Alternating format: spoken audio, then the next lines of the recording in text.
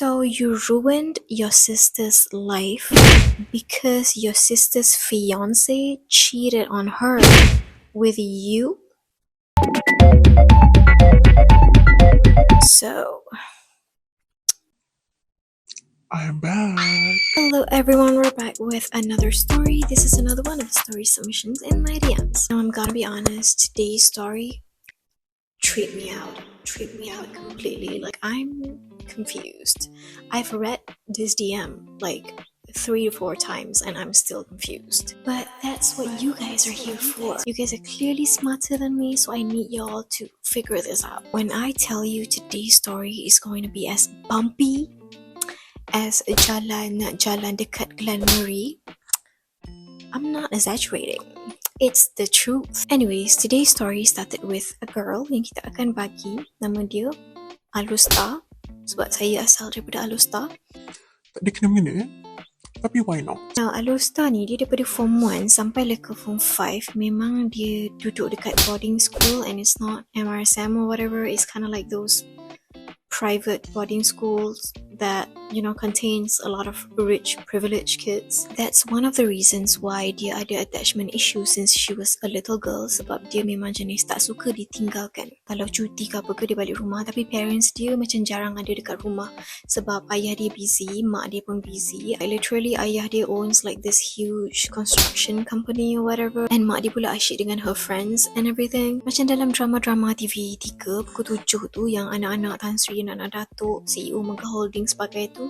Macam itulah kehidupan Alusta ni. And because of that, setiap kali Alusta ni balik rumah, dia memang tak ada orang sangat dekat rumah kecuali her, you know, maid. And Alusta ni juga ada seorang kakak. And kakak Alusta ni kita akan bagi nama dia Sungai Petani. Sungai Petani.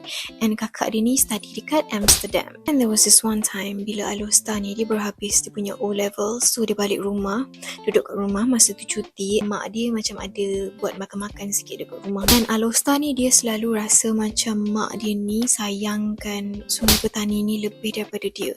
Sebab every time Sungai Petani ni achieve something, she would celebrate the hell out of it. Tapi kalau Alusta ni achieve apa-apa, macam mak dia tak ambil kisah sangat. Again, macam drama-drama TV3 pukul 7. Mama napasal Mama ni tak sayangkan adik. Mama belikan kakak Rolls Royce, tapi Mama belikan adik Mercedes cheese, Mak. Cikai semat ni. Anyways, masa majlis makan-makan, tiba-tiba mak kepada Alusta dengan Sungai Petani ni announce yang Sungai Petani sebenarnya dah bertunang. Diorang kenal masa diorang dekat Amsterdam, tapi mamat tu memang orang Malaysia lah. Diorang study sekali, so cinta berputik. Cinta berputik di Amsterdam.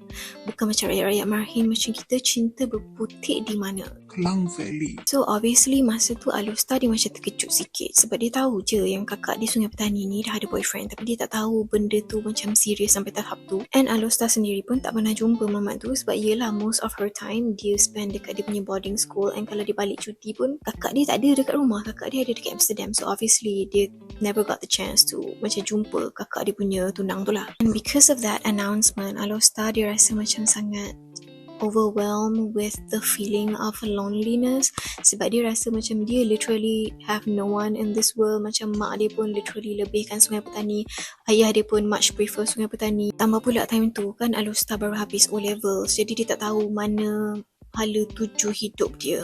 Orang Parit Bunta panggil benda ni existential crisis. Tapi even though dia macam low-key stressed out, she still macam, you know, socialize with everyone that came that day. Lepas tu ditolonglah mak dia sampailah majlis tu habis around maghrib macam tu. Tepat time azan maghrib, Alusta ni keluar daripada rumah. She headed towards her housing area punya taman. Kalau you guys duduk dekat Shah Alam area section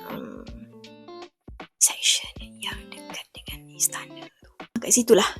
Kat situ dia ada macam that area where everyone just like, you know, jog. Lepas tu ada a few benches and everything for you to like sit down masa petang-petang.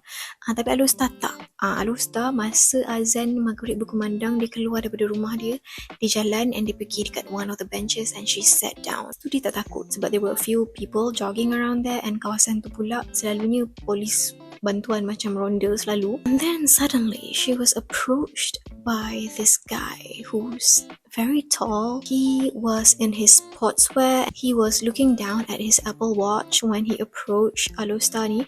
He was sweating like You can tell that he just, baru habis lari lah, macam tu lah, baru habis jogging. The first thing that this man did when, dia berdiri dekat depan Alusta ni, he ran his fingers through his hair, macam iklan, head and shoulders. And then he was like, I'm so sorry for bothering you, but phone I habis bateri and I terlupa nak bawa kunci rumah. So do you mind if I borrow your phone sebab I nak kena call my brother dekat rumah, suruh dia buka pintu. And time tu Alusta was like, wow, this man is so good looking. Like, where has he been hiding? Like, why does he look like he just walked out of a remaja magazine? Like, dia ni hero remaja edition apa ni? Tapi Alusta kept her cool. Obviously, kita perempuan kalau kita nampak lelaki handsome approach kita, kita kena relax, kita kena chill, kita kena acah-acah nonchalant, kita tak boleh nonchalant. Lepas tu Alusta pun cakap, oh yeah, sure. Lepas tu Alusta pun bagi phone dia dekat Mamat ni pun ambil, cakap, oh thank you so much.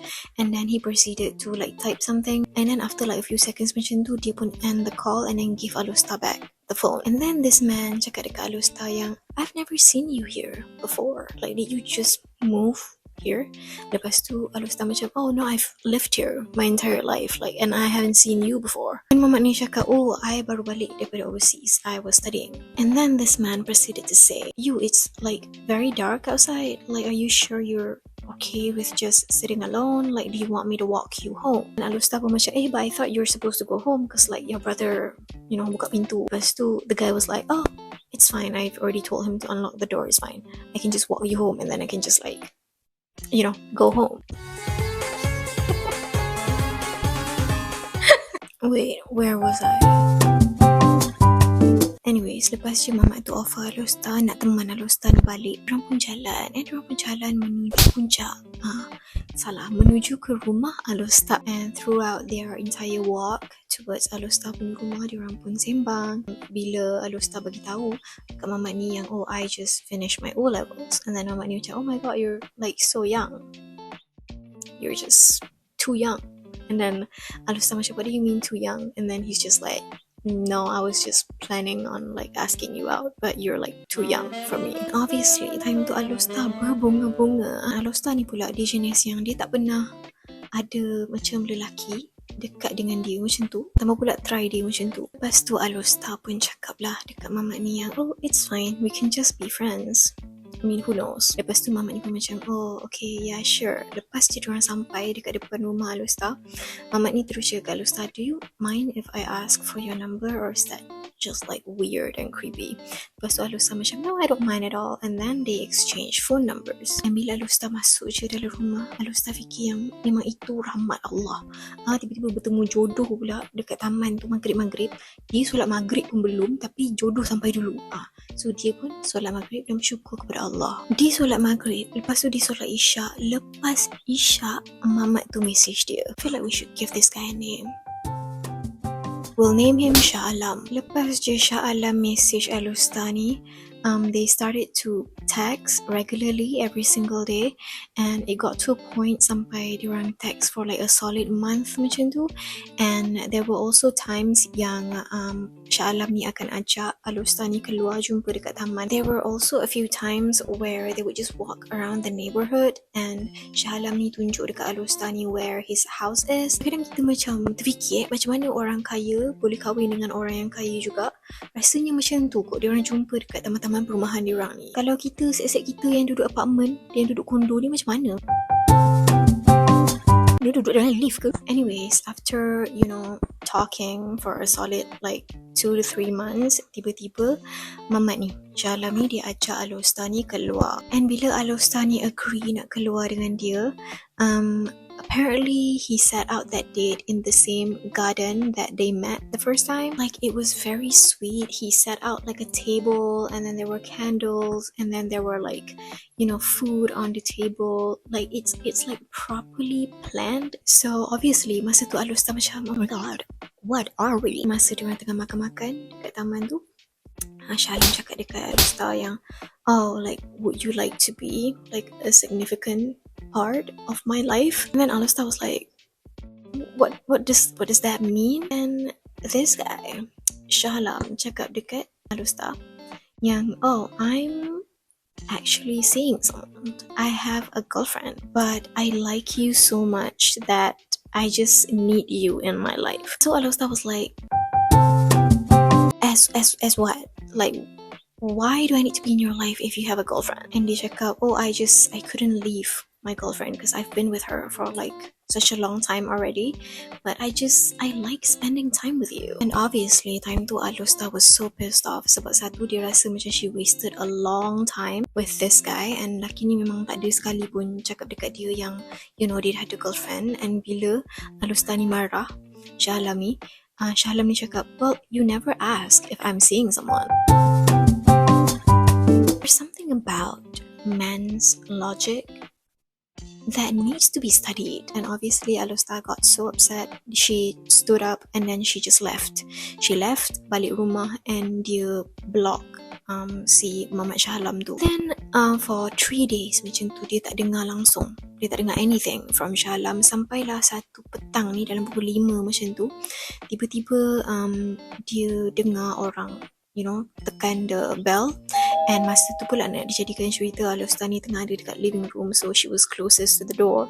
So she went and opened the door and she saw that Shah Alam is outside the gate. So dia pun pergi dekat gate and she was like, what do you want? And then Shah Alam was like, oh, but like, I just miss you. Like, I could not go on without you and everything. Just please talk to me. And eventually Alusta seorang perempuan yang tak pernah ada contact with any other man before this, tak pernah ada orang try, tak pernah ada orang macam sweet talk macam ni dengan dia pun cair. And eventually she sort of agreed to just be with Shah Alam despite the fact that Shah Alam already has a girlfriend. I have to turn on my ring light because I feel like it's getting darker because it's raining outside, even though it's only like 4 p.m. Anyways, throughout Alusta punya relationship dengan Shah Alam ni, Shah Alam treated her so nicely for the first couple of months. Like, he would deliver flowers, he would deliver like chocolates.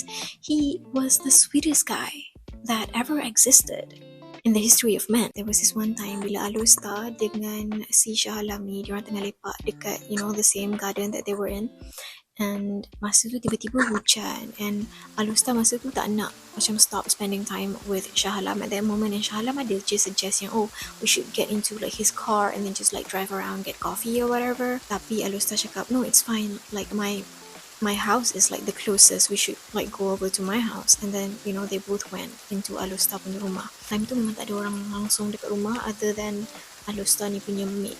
Tapi maid dia tu pun ada kat dapur time tu, tak ada dekat the living area. So both Alusta dengan Shah Alam pun masuk rumah Alusta, and then eventually Alusta bawa Shah Alam ni naik ke bilik dia. I feel like you could already guess where this is going. One thing led to another, and both Shah Alam dengan Alusta ended up doing the deed. After they were done doing that and then the rain stopped, Alusta figured that, oh, Shah Alam, you should probably go home. It's like my mom might like come home at any time soon. And masa both Alusta dengan Shah Alam tu turun tangga, masa tu bibi si Alusta ni ada dekat ruang tamu tengah mop lantai, and bibi itu nampak diorang turun tangga bersama-sama, and bibi tu macam terkejut. So Alusta pun rush Shah Alam ni keluar daripada rumah tu, and Alusta pergi dekat bibi dia and cakap, please don't tell anyone about this and everything. And bibi tu macam pelik sikit, macam, kau ni dah kenapa? Now a few weeks after that happened, Shah Alam ni stayed the same. He was still very sweet, he treated Alusta very nicely and everything, tapi there were hints of him macam marah-marah sikit. There were times when Alusta ni keluar dengan kawan-kawan Shah Alam ni akan jadi macam jealous gila. And then they also did it multiple times. Lepas benda tu jadi juga, kadang-kadang masuk rumah Shah Alam ni and everything, just to do that. Fast forward to a couple of months later, Alusta ni dia kena attend this kenduri dengan mak dia, and dia tak ada baju yang fit the theme for that kenduri. Lepas tu mak Alusta pun cakap, oh, pergilah cari dekat dalam bilik Sungai Petani, dekat wardrobe Sungai Petani tu ada lagi banyak baju-baju kurung and everything that might fit the theme, and you could wear it. So Alusta pun masuk dalam bilik Sungai Petani and went through like her stuff in her wardrobe. And masa dia tengah cari-cari baju kurung tu, tiba-tiba dia ternampak ada macam satu beg plastik colour pink yang macam orang beli macam cekodok dekat pasar malam. Dia orang letak dalam plastik tu kan. Out of curiosity, dia ambil plastik tu, tengok dekat dalam ada apa. And dalam tu ada like a few, pictures. And then dia pun ambil gambar-gambar tu, and then she just like went through it, and there were just like pictures of her and also Sungai Petani when they were little, and then there were pictures of Sungai Petani in Amsterdam and everything. And then she saw another picture of Sungai Petani with a man, and this man is Shah Alam. And it was also the cutest picture that Alustar has ever seen.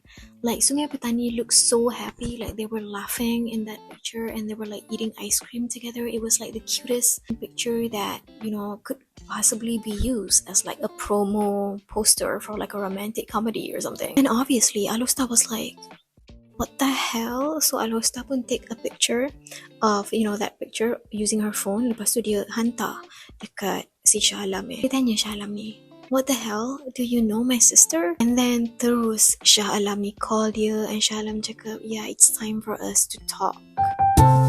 And Shah Alam pun datang ke rumah Alustar, and they went somewhere, and then he said that, oh, remember when I told you that I'm like actively seeing someone? Lepas tu obviously Alustar memang terkejut beruk, terkejut monkey, terkejut monyet. I don't know what beruk is in English. Lepas tu Alustar macam, there's no way, like my sister Sungai Petani is already engaged. And it hit her.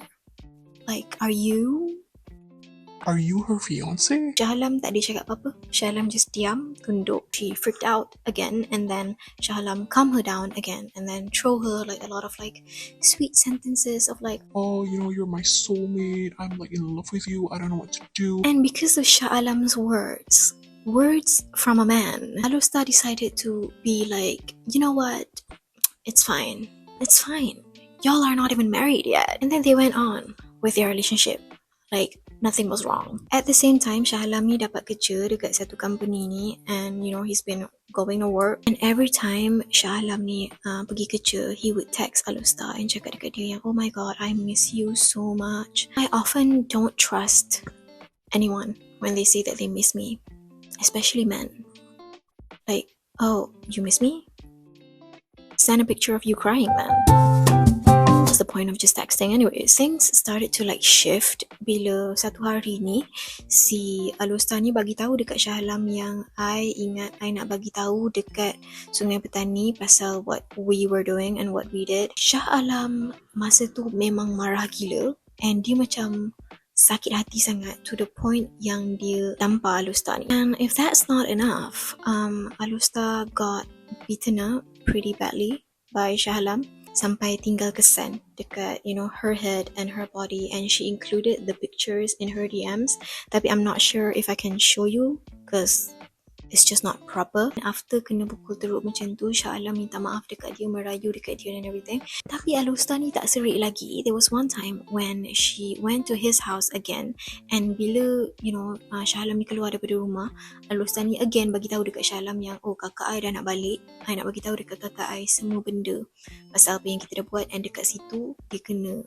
lagi sekali pukul. Memang lunyai teruk. Tapi again, Shah Alam ni minta maaf, merayu, cakap dekat dia, janganlah bagi tahu dekat Sungai Petani tu, jangan bagi tahu anyone about what we were doing and what I did to you. Just keep it between us. And the reason why Alustar kept doing this is because Sungai Petani is coming home soon. So dia tak nak macam terkantoi busuk dengan Sungai Petani tu. Dia tekan sangat Shah Alam ni to the point where satu hari ni Shah Alam cakap dekat dia yang, you know what, I'm done. I just don't want to be with you anymore. You kept pressuring me. I can't do it anymore. And then Alustar was like, so that's it. You chose Sungai Petani. And, Shah Alam was like, I don't want to be with you anymore. And because of that, Alustar was so heartbroken. Like, she eventually went through depression because she was like crying so badly. She legit was crying and was depressed sampailah Sungai Petani balik ke Malaysia. And masa Sungai Petani balik ke Malaysia, Alustar dia macam berdendam dekat Sungai Petani ni sebab dia macam, kau ni kenapa semua orang macam pilih kau?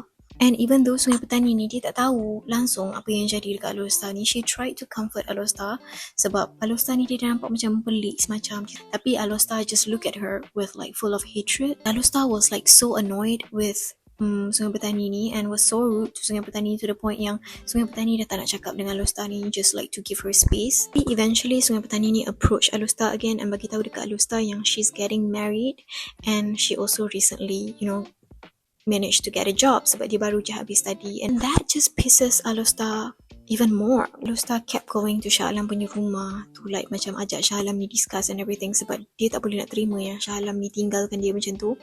And of course macam the first few times tu Shah Alam ni keluar lah untuk discuss dengan dia elok-elok kan, tapi after a while Shah Alam just stopped coming out, like Shah Alam just stopped getting out of the house. So Alustar ni memang dibiarkan dekat luar pagar macam tu. Because Alustar ni was so pissed off about what happened, she wrote like a letter, like a complaint letter about like her sister, Sungai Petani. And the things that she wrote in that letter, Sungai Petani tak pernah buat langsung. She wrote like nasty things about Sungai Petani in that letter, saying that Sungai Petani ni jual diri lah dekat Amsterdam untuk dapat duit and everything, to the point where that company pecat Sungai Petani ni after baru sebulan 2 kerja. Somehow Alustar thought by doing that Shah Alam would come back to her, but obviously Shah Alam wouldn't, and that annoyed Alustar even more, sampailah to the point where dia buat something. There was this one time when Sungai Petani was, in her toilet. She was having a shower or whatever, and tiba-tiba Alustar ni ketuk pintu dia and cakap, "Kak, nak pinjam shampoo boleh tak? Shampoo adik dah habis." So Sungai Petani pun buka pintu tu, and bila Sungai Petani buka, Alustar ni tolak pintu tu and masuk dalam toilet and then took a few pictures of Sungai Petani ni punya body without her consent, obviously. She then proceeded to spread all of these pictures all over the internet, like everywhere. She spread everywhere. She even sent them to her parents. Alustar cakap dekat sini yang it went viral for a while before it was like taken out of the internet. And finally Sungai Petani bagi tahu mak diorang apa yang Alustar ni dah buat, and obviously Alustar's parents memang marah gila dekat dia sebab what the hell were you trying to do? See, this is why I can't have kids. I don't have this sort of patience. The things I would do to Alustar at this point, I can't. And then diorang pun duduk as a family and tanya dekat Alustar ni, Apa yang kau nak sebenarnya? Benar. apa yang kau nak, apa yang kau tak puas hati lagi ni dengan kakak kau ni, like what's going on? And then Alustar pun cakap yang dia buat semua tu sebab Shah Alam. And then everyone was just like,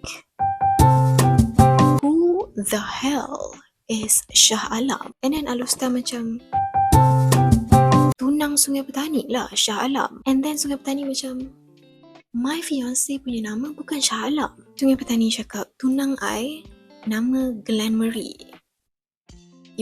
bukan Shah Alam. And then at that point Alustar was so annoyed sebab like she felt like everyone's just like playing with her feelings. So she whipped out her phone and then she showed everyone that picture of Sungai Petani dengan Shah Alam, that one picture of them eating ice cream and like laughing or whatever. And then Sungai Petani cakap, that's not my tunang, that's my ex-boyfriend. And Alustar was like, no, I've met him personally. I've been spending a lot of time with him. I've brought him home. Bibi pun pernah nampak dia masuk dalam rumah ni. And then Sungai Petani macam, that's not possible. And then Alustar macam, why is that not possible? Then Sungai Petani just look horrified. So mak diorang cakap dekat Alustar yang Shah Alam has been dead for a year already. And then Alustar obviously terkejut beruk time tu sebab what do you mean he's been dead for a year?